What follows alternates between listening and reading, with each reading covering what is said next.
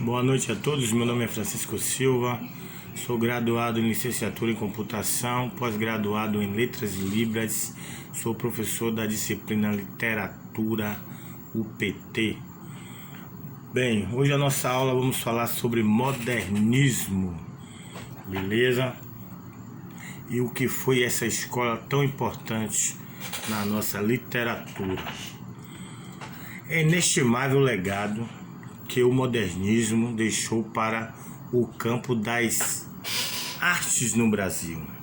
Grande movimento artístico que eclodiu no final da segunda década do século XX, beleza? Foi responsável por inúmeras transformações nas mais diversas manifestações artísticas, entre elas a literatura, beleza?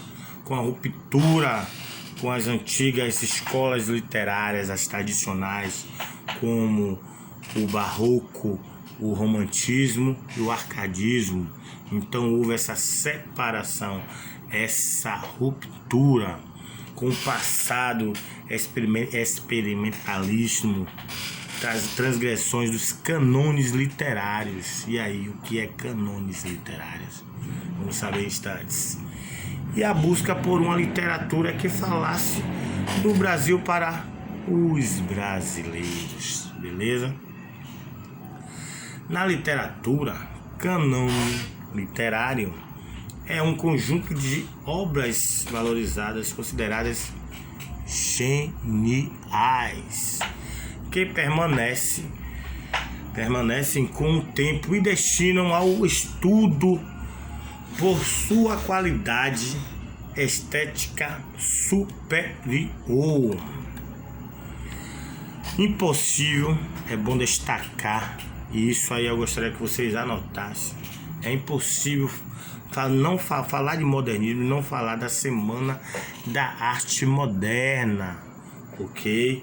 Onde os seus expoentes, os seus maiores nomes dos artistas brasileiros são eles: Oswald de Andrade, Mário de Andrade, Anita Malfatti, Manuel Bandeira de Cavalcante, Tarsila do Amaral com o seu conhecido mundialmente Abapuru. Então é importantíssimo nós sabermos dessa Semana da Arte Literária, que foi o pontapé inicial em 1922, beleza? Então anotem, por favor, essa semana é importantíssima, é um evento realizado na cidade de São Paulo, que apresentou um divisor de águas na nossa cultura, beleza?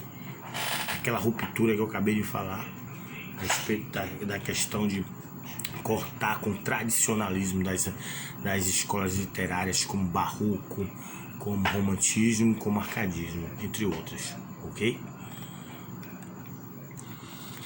Influenciados pela vanguarda europeia e pela renovação geral no panorama de arte ocidental, esses escritores, pintores e escultores, intelectuais e músicos uniram seus esforços para apresentar suas produções ao público,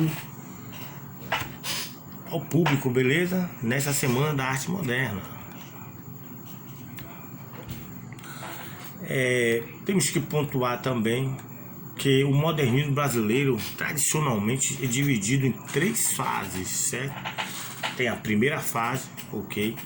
A segunda fase e também é conhecido também, e a terceira fase também, certo? Sendo que a primeira fase ela é conhecida como uma fase heróica, ok?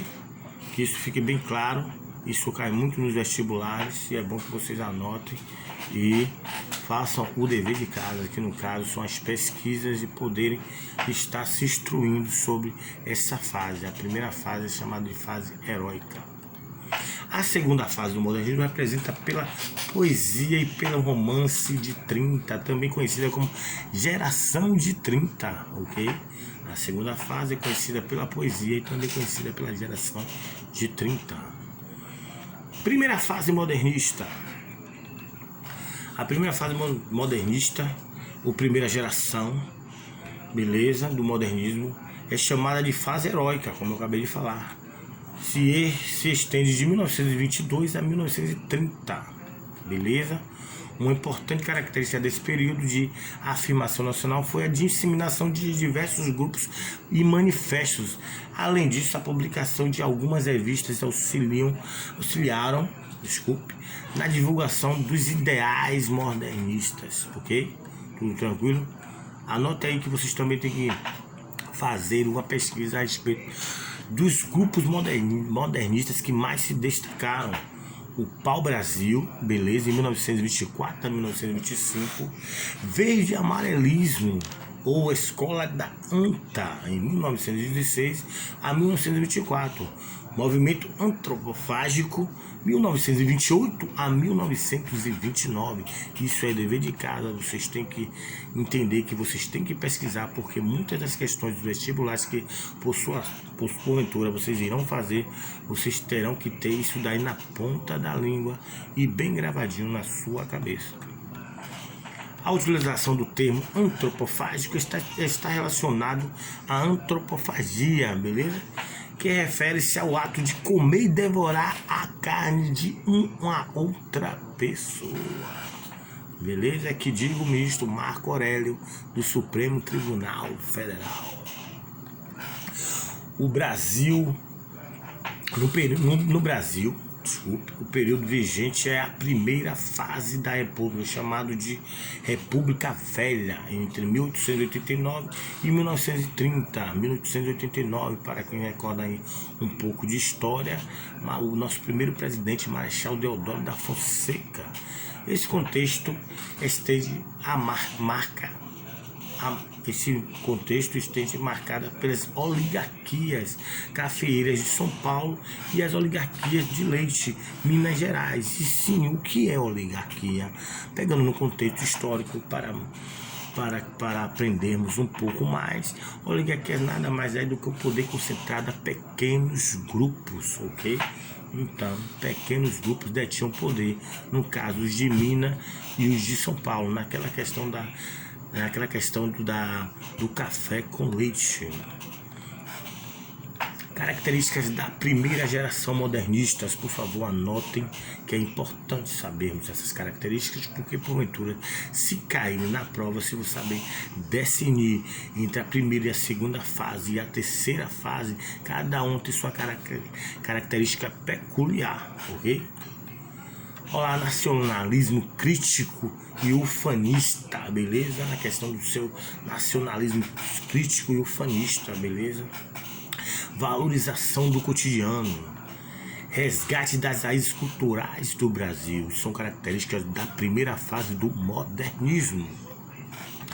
Crítica à realidade brasileira, renovação da linguagem, oposição aos parnasianismo e ao academicismo, beleza? Experimentações estéticas, renovação artísticas, ironia e sarcasmo, irreverência, ok? Isso tudo estão nas características da primeira fase dos autores. Autores esses que eu falei instantes. Tarsila do Amaral, Oswald de Andrade, Mário de Andrade. Caráter anárquico, e destruidor. Uso diversos livros e brancos, ok? Principais autores e obras, eu falei para vocês, como nossa aula é uma aula introdutória, nós terminamos esse contexto da primeira fase, certo? E na próxima aula nós vamos ver a segunda fase do modernismo, que é de 1930 a 1945, e porventura a terceira fase numa aula posterior.